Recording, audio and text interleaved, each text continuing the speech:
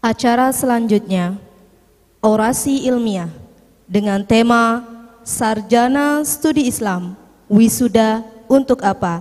Yang akan disampaikan oleh Guru Besar Universitas Islam Negeri Sunan Kalijaga, Yogyakarta, kepada Bapak Profesor Dr. Arif Maftuhin, Magister Agama. Waktu dan tempat kami persilahkan.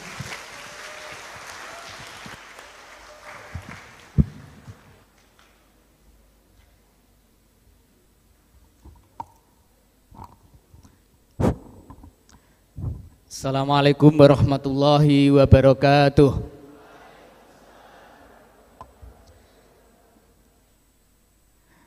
Bismillahirrahmanirrahim. Alhamdulillahirabbil alamin wa bihi nasta'in ala umurid dunya waddin. Wassalatu wassalamu ala asyrafil anbiya wal mursalin wa ala alihi wa ashabi ajmain. Amma ba'du.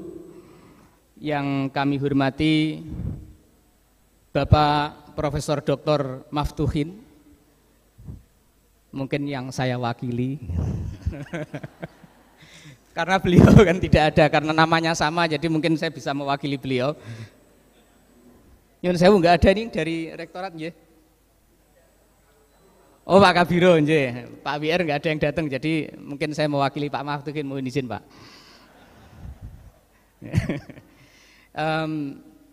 Sekitar seminggu yang lalu itu ada perkumpulan Asep sedunia menyelenggarakan konferensi tahunan para Asep. Ya, jadi mungkin besok saya usul sama Profesor Maftuhin untuk membentuk konferensi para Maftuhin sedunia gitu.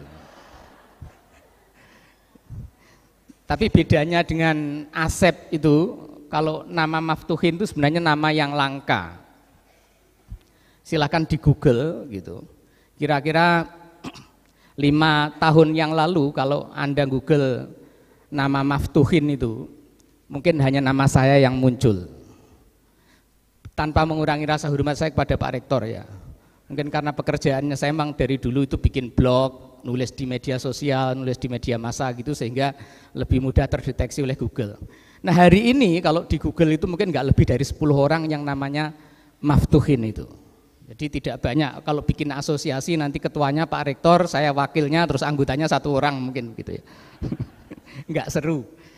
Ya, baik. Kemudian pada Bapak Dekan atau yang mewakili para pimpinan Fakultas Adab, soalnya namanya beda dengan Jogja ini. Fakultas Usuluddin, Adab, Fuad gitu ya. Ya, karena kadang tadi saya di mobil juga rasan-rasan di fakultas di UIN Sayyid Ali Rahmatullah ini fakultasnya ada berapa? Ada ini, kemudian salah satunya disebut ada Fakultas Tarbiyah dan jadi tarbiyah itu bukan keguruan. Jadi pertanyaan kita itu begitu. Di Jogja itu kan ada Fakultas Syariah dan Hukum. Jadi syariah itu bukan hukum. Nah, kadang kita bikin nama itu begitu. Untungnya nama di sini masih baik saya kira ya, Fakultas Usuluddin, Adab dan Dakwah. Ya, jadi masih bisa dipertanggungjawabkan secara akademik. Beda dengan nama fakultas saya, mumpung tidak ada budekan saya ya, saya rasan-rasan. Namanya Fakultas Dakwah dan Komunikasi. Emang komunikasi itu bukan dakwah? Nah, gitu kan. Emang dakwah itu nggak perlu komunikasi? Nah, gitu. Jadi nama dulu dibuat mungkin karena berubah dari IAIN menjadi UIN, maka nama-nama itu lalu dibuat untuk ya sekedar biar beda dengan IAIN. Baik Bapak Ibu sekalian yang saya hormati, ketika beberapa hari yang lalu saya mendapatkan undangan dari Pak Dekan, saya terus terang saja tidak tahu ya tradisi seperti ini, soalnya tidak ada di UIN Sunan Kalijaga. Jadi tradisi apa namanya ini rapat yudisium, terus kemudian ngundang orang seperti saya ini misalnya gitu, itu tidak ada di sana itu. Maka saya bingung, saya nanya kepada Pak Dekan, terus saya diminta bicara apa Pak gitu. Terus beliau mengatakan, terserah Pak. Loh, kok terserah? Kok undangannya kayak pengajian? Ya kan kalau jenengan ngundang misalnya Pak Yai Muafik, nah yang kayaknya beberapa bulan yang lalu juga diundang sini. Apa berani jenengan mengajukan tema Pak Yai Muafik, monggo kula aturi teng UIN 1, temanya adalah kualat. Ngundang Anwar Zahid, jenengan ngasih tema, berani ngasih tema. Nah, makanya apalagi ngundang profesor. Profesor sing rong dilantik.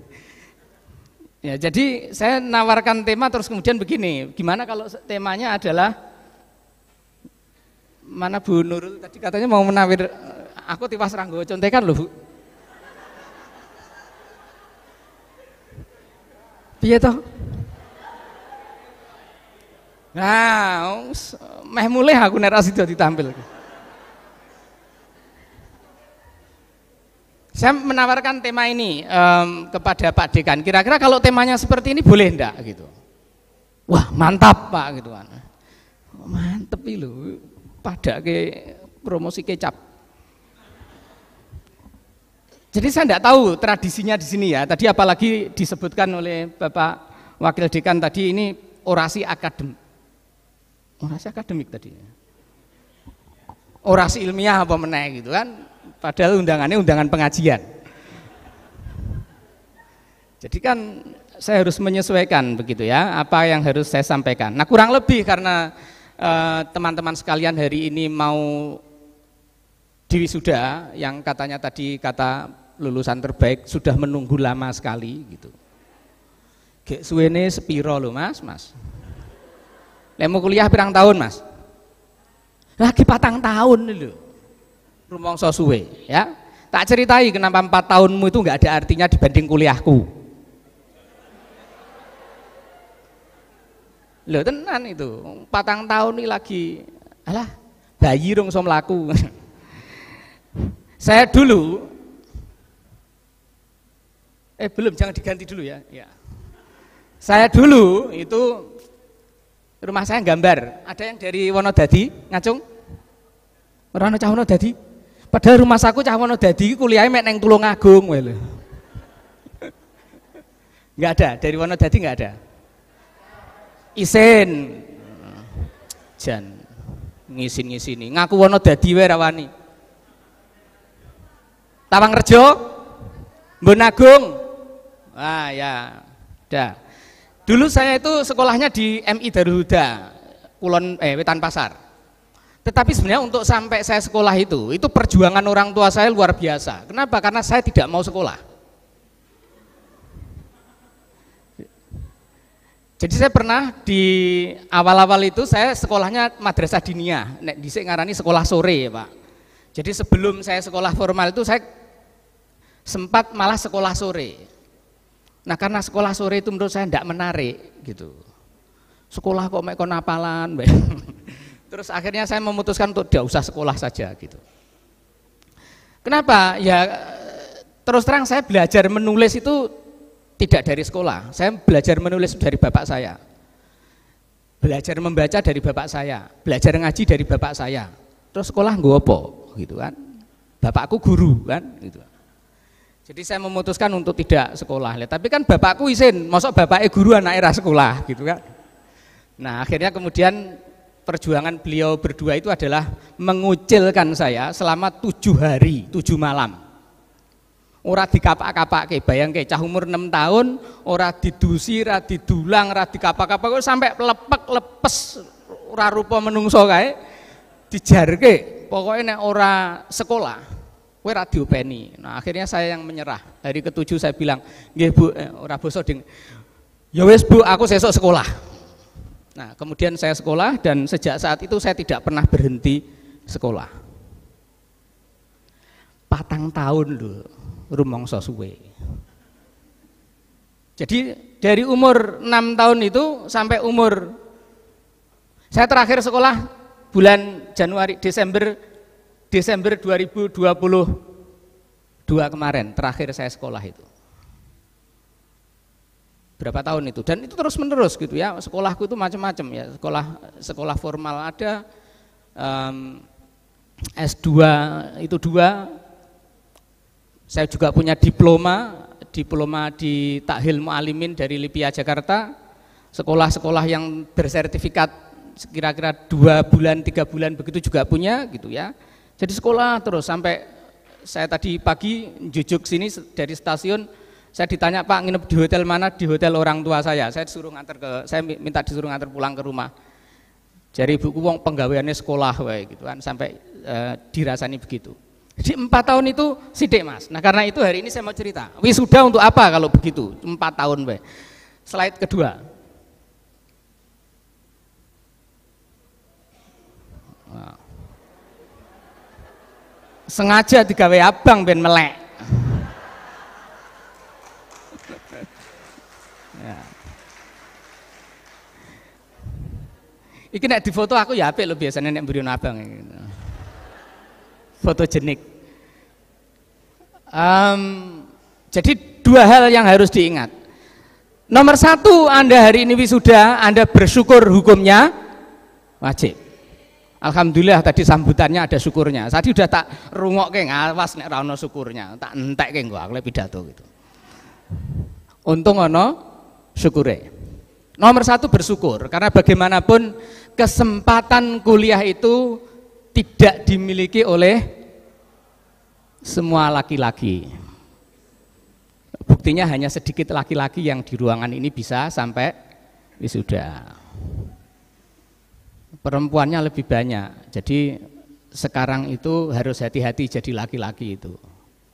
Saya tidak tahu itu fenomena apa, tetapi kalau di kampung saya di Jogja, itu fenomena yang menyedihkan sebenarnya. Mengapa lebih banyak laki-laki yang tidak kuliah dibandingkan dengan perempuan?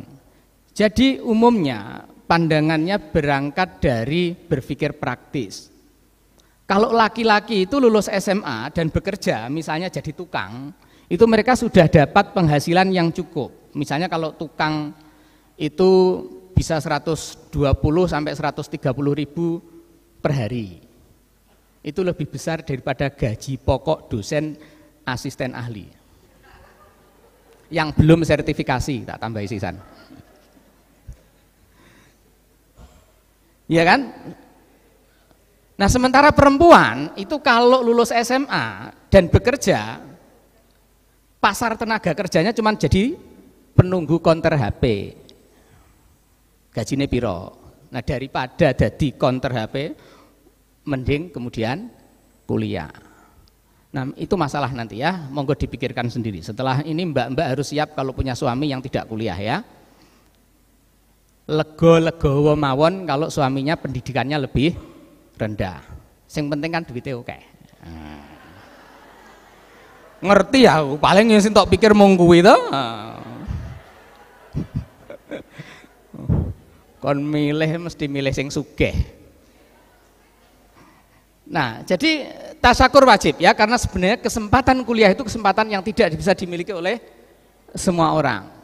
Nah, yang kedua, tetapi kalau bangga itu hukumnya haram.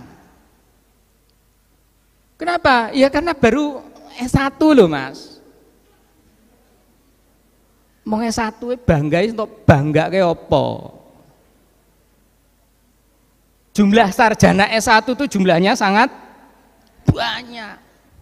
Soko ngantru sampai nganjuk nyikrak. Soko Mojolaban sampai Mojokerto ngetrek tak cukup. Soko Kalidawir sampai California. Namanya S1 wis sak huhah. Jadi nggak ada gunanya sampean bangga itu karena jumlahnya sangat banyak gitu. Ya. Belum saatnya bangga. Isin karo profesor sing nang ngarep. Wong sing profesor wera bangga. Ya, jadi 2 ini harus diingat ya, syukur wajib, bangga jangan dulu gitu ya. Bangga jangan dulu. Tetapi saya juga tidak ngendon-ngendoni sampean untuk bangga, sebenarnya juga tidak. Tapi maksud saya bangga itu yang tadi melupakan sebenarnya posisi kita di mana itu saja. Nah sekarang tapi harus kalau soal optimistis itu ya, harus optimistis. Walaupun jurusannya Fuad, fakultasnya Fuad. Tadi kan ada yang berharap tadi pengen jadi PNS ya Mas? Doanya tadi pengen jadi PNS atau gimana tadi? Nyebut-nyebut PNS dulu.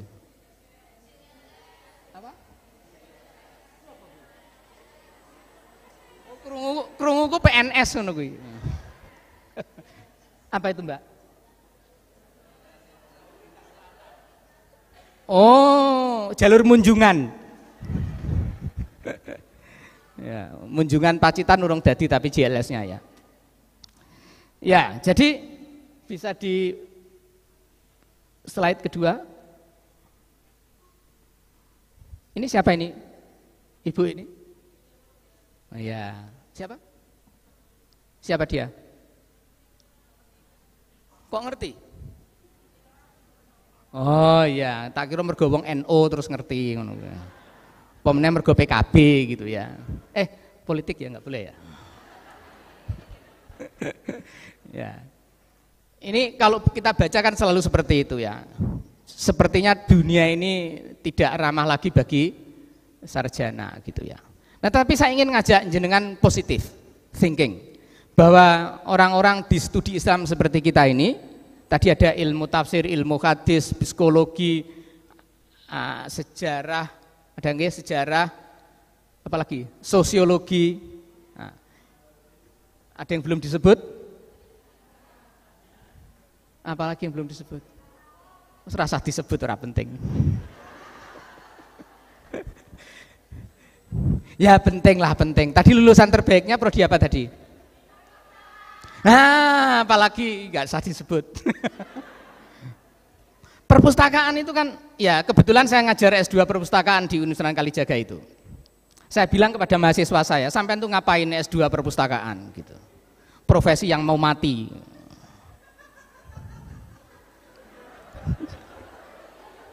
Ora trimo. Lu ngapain? Saya ini loh ya, contohnya Pak, saya contohkan ke mahasiswa saya yang ilmu perpustakaan itu. Saya itu menyelesaikan S3 itu, sama sekali tidak pernah sekalipun menginjakkan kaki di perpustakaan.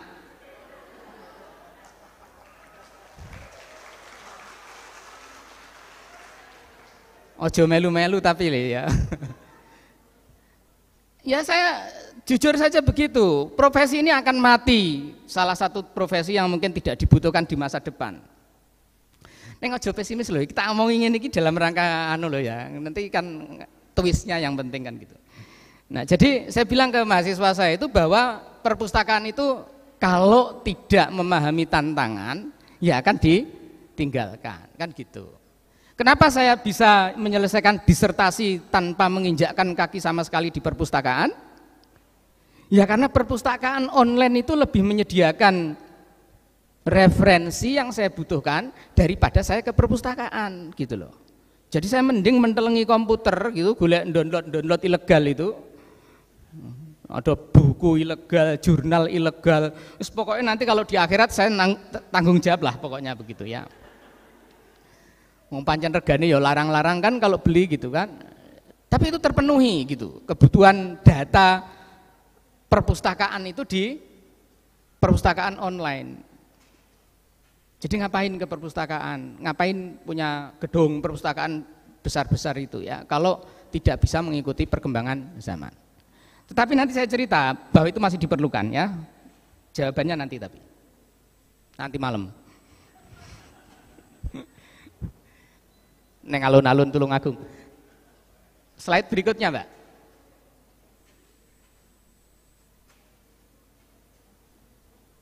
Ya, tak entai sekalian ya. Jumlah sarjananya berlimpah. Lapangan pekerjaan terbatas. Skillmu pas-pasan. Aku naik jadi kepala perpustakaan nggak bakal pakai kamu.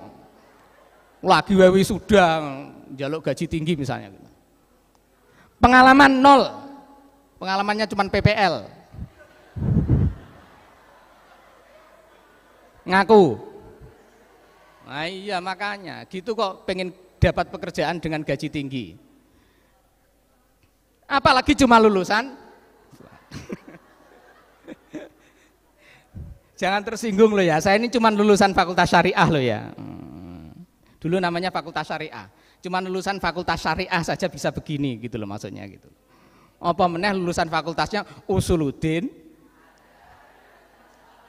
Wow. Telung fakultas jadi siji mosok kalah rusak fakultas gitu kan. Ya kita geser ke berikutnya biar enggak terlalu lama sedihnya ya.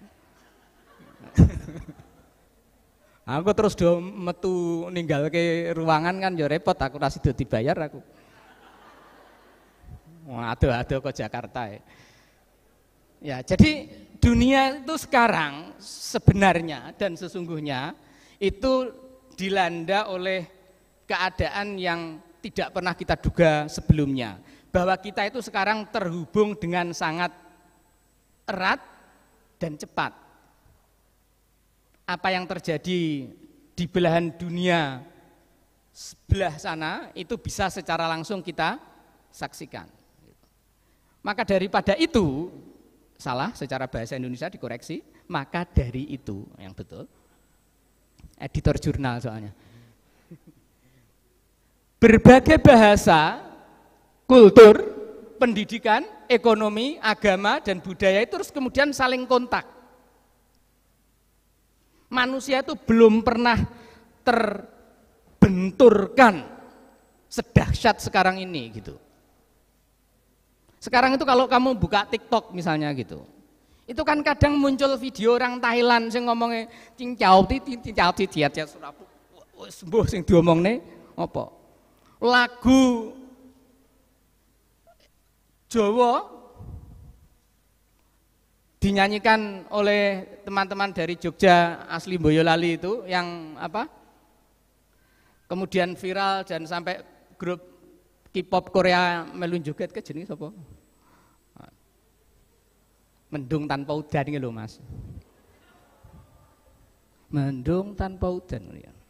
Aku duduk penyanyi, tapi apa yang dinyanyikan orang Jawa itu juga tiba-tiba saja sampai Korea misalnya begitu.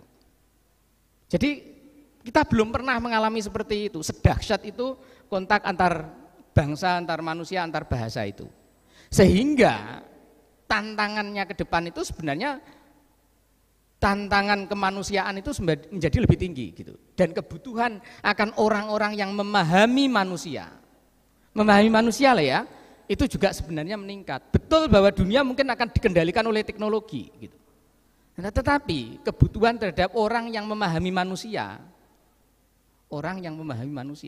itu juga lebih penting lagi. Laku gitu ya, orang yang paham. Perusahaan teknologi apapun itu membutuhkan. Contohnya, saya punya teman alumni tafsir hadis zaman dulu ya, belum dipisah. Alumni tafsir hadis UIN Jakarta. Alumni tafsir hadis UIN Jakarta. Sekarang teman saya ini menjadi salah satu direktur di perusahaan Astra. Astra sing dodolan mobil karo Honda, motor Honda itu, sing montore tok tuku iku. Iku sing dodolan, salah satunya alumni tafsir hadis. Kok bisa? Ya karena pengetahuan dia tentang manusia. Orang tafsir hadis itu kan ilmunya ilmu tafsir kan. Sampai mimpi pun ditafsirkan. Hati-hati nek ketemu cah tafsir hadis, kowe ngomong mesti ditafsirkan renono, kowe ngomong A mesti dadine B. Senengane rasa dasan terusan. Ya. Jadi kebutuhan itu akan meningkat dan karena itu monggo modal yang sekarang kita miliki ini harus dimanfaatkan sebaik-baiknya. Mungkin bisa digeser ke berikutnya. Halo. Mas. Nah ini contohnya ya, enggak usah ngasih contoh orang lain nanti enggak dikira ngrasani. Mending pamer toh daripada ngrasani. Jadi saya ini cuma lulusan MI Darul Huda yang sekolahnya cilik muridnya sidik. Sekolah saya itu dulu mek nang empere masjid itu, yang sini pakai masjid, sebelah sini godaan denggo santri, ruangannya itu mungkin hanya sekira 3 kali 6 meter itu. Muridnya mek rolas. MI Darul Huda itu. Saya enggak tahu sekarang, tapi kelihatannya dari luar sih sekarang sudah bergedung-gedung ya. Tapi zaman saya dulu masih gedek, gitu. Gedek bolong-bolong bahkan gitu. Kalau ada guru yang tidak datang kita bahagia sekali, dolanin yang kali misalnya gitu. Ya, jadi ngaji ini supaya ngono.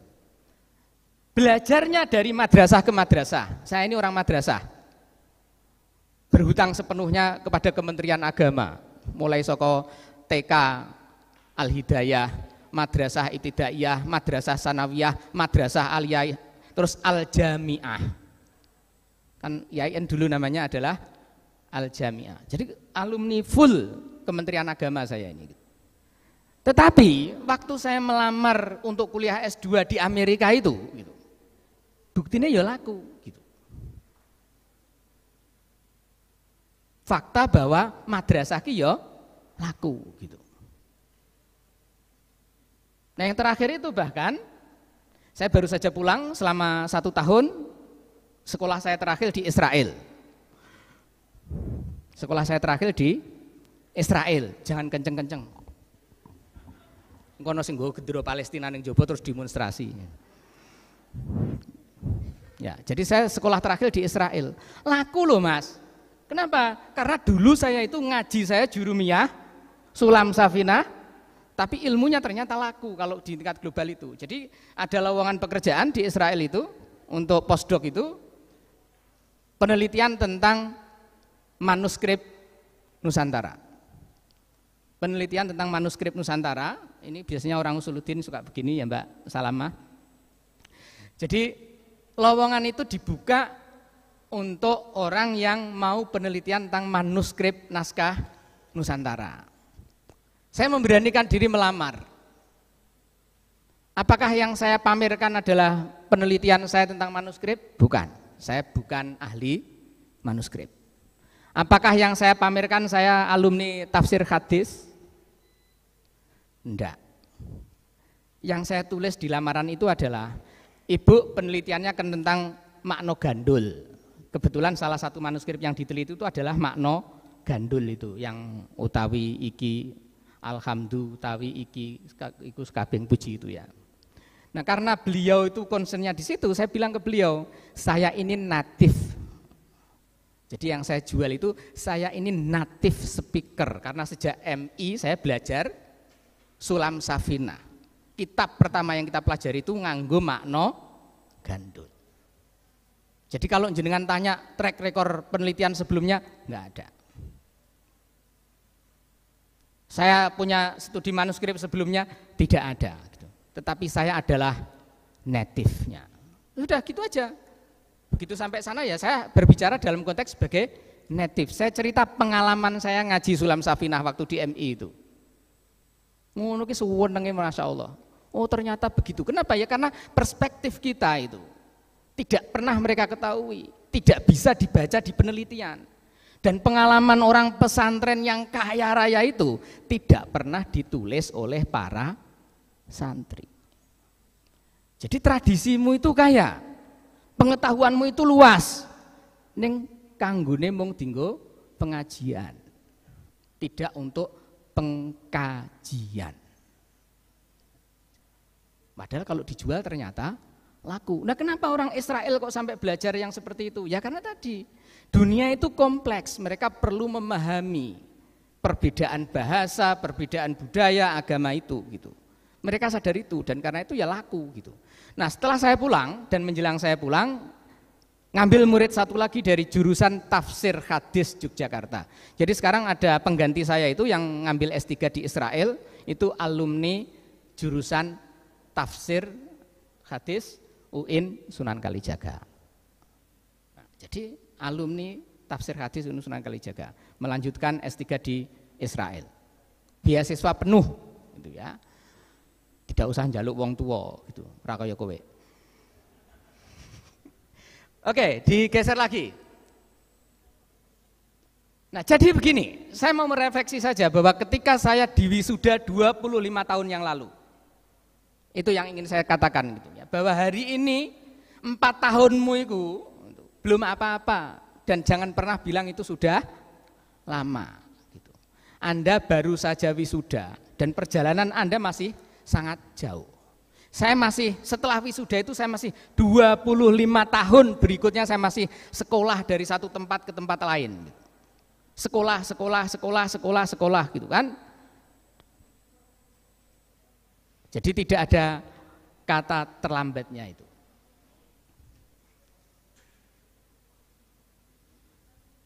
Nah, nomor 3 itu yang saya ingin ceritakan. Bahkan ketika sekarang saya sudah menjadi dosen, barusan menjadi guru besar, apa kemudian saya berhenti belajar? Tidak, enggak. Saya tidak pernah berhenti belajar. Sekarang tidak ada yang mewajibkan saya belajar, tetapi dunia ini masih banyak yang perlu dipelajari gitu. Jadi pas selama pandemi 2 tahun itu misalnya, apa yang saya lakukan? Belajar bahasa Spanyol misalnya. Nah, karena kemudian 2 tahun belajar bahasa Spanyol, tiba-tiba dapat panggilan untuk di Israel selama 1 tahun itu, lalu kemudian saya belajar bahasa Ibrani. Besok saya diundang ke Jepang. Nah, karena itu selama hampir 3 bulan terakhir ini saya belajar bahasa Jepang. Kapan saya belajar? Kapan saja.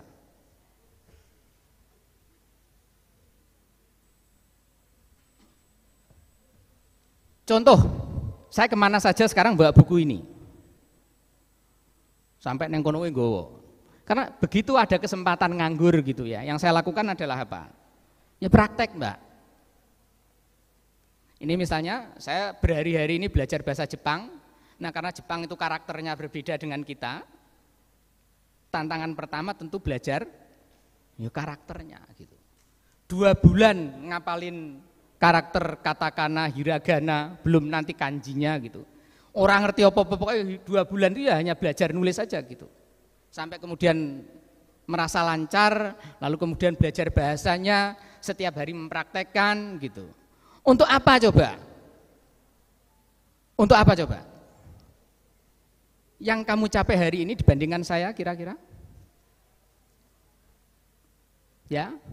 Tapi untuk apa orang seperti saya ini belajar, masih belajar dan mau belajar seperti itu? Karena prinsipnya menurut saya tidak ada ruginya sama sekali, gitu ya. Ketika kita menginvestasikan waktu kita untuk belajar, setahu saya itu tidak pernah ada ruginya orang itu belajar. Enggak ada, sama sekali enggak pernah. Iku enggak pernah ono ceritane wong bikin pedagang bangkrut banyak, tapi ilmuwan bangkrut itu urung pernah ono ceritane dalam sejarah itu. Maka ilmu itu enggak pernah kita membuat kita bangkrut, itu enggak pernah. Jadi ilmu itu kapan saja dan sampai kapanpun akan tetap berguna. Kapan? Ya kapan-kapan gitu. Siapa yang menyangka saya belajar jurumiyah, belajar safinah pada saat usia-usia masih SD dulu. Itu bergunanya kemudian 25 tahun kemudian, enggak nyangka. Tapi kesempatan itu datang tiba-tiba begitu, terus kemudian kita bisa mendapatkan kesempatan yang mungkin tidak pernah kita duga. Nah, karena itu meskipun hari ini wisuda, sekali lagi kembali lagi ke halaman pertama tadi gitu ya. Mari pertama kita bersyukur, la ing syakartum wala ing kafartum. Nah, pantes lulus. Ini ada yang nyantri di pondoknya Bu Salamah? Ada santrinya, Bu? Oh ya, harus diajari. Wah, kan sing ngacung ya. Pak Zainal dulu teman saya main sepak bola. Jadi kalau beliau temannya Pak Zainal.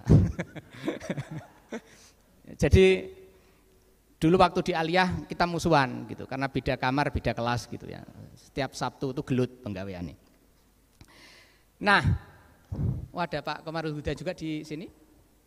Ada Pak Komarul Huda masih di sini? Ya, di sebelah pojok sana itu ada dosen fakultas sebelah yang ikut numpang ceramah. Tapi beliau datang itu ingin saya ceritakan. Semoga beliau tidak marah ya saya ceritakan ya. Mumpung ada orangnya, jadi ini kan nggak ngerasani gitu kan maksud saya.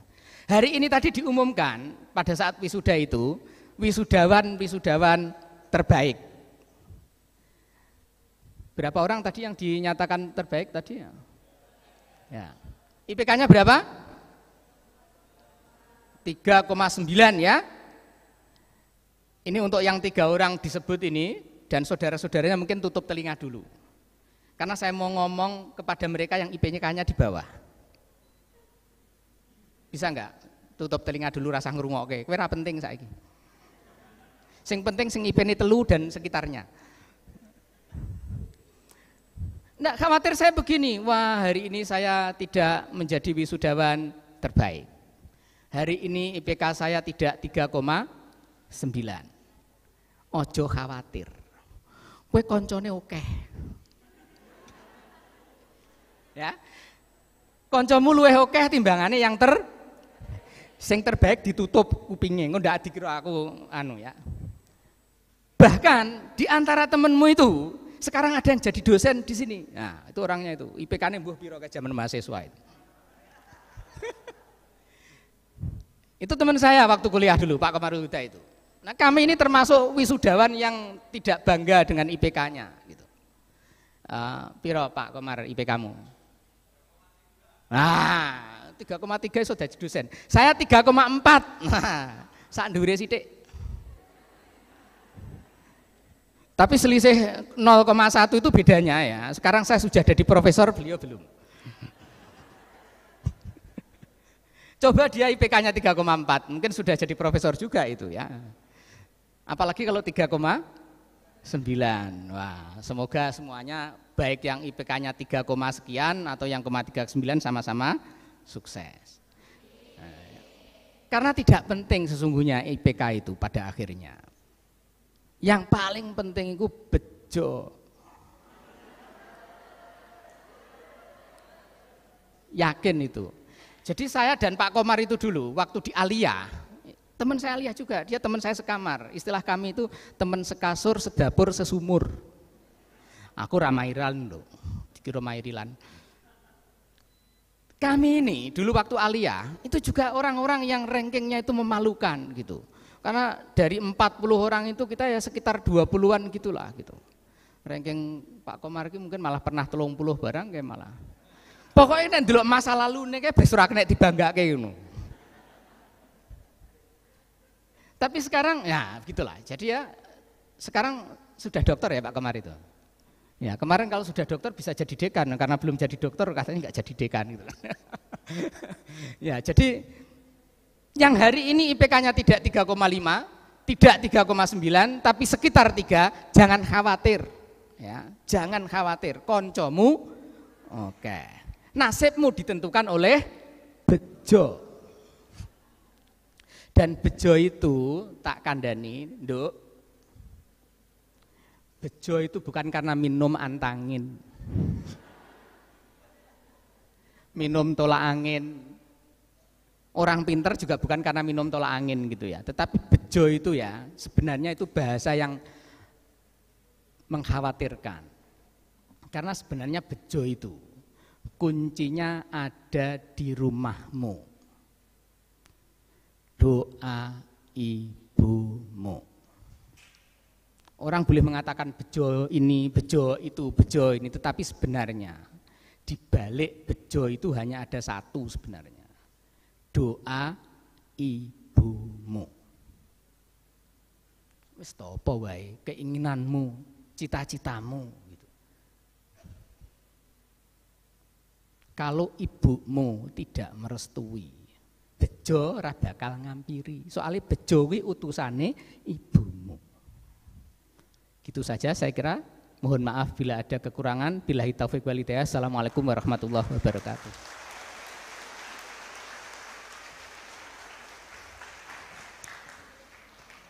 Terima kasih kami sampaikan kepada Guru Besar Universitas Islam Negeri Sunan Kalijaga Yogyakarta, Bapak Profesor Dr. Arif Maftuhin, Magister Agama.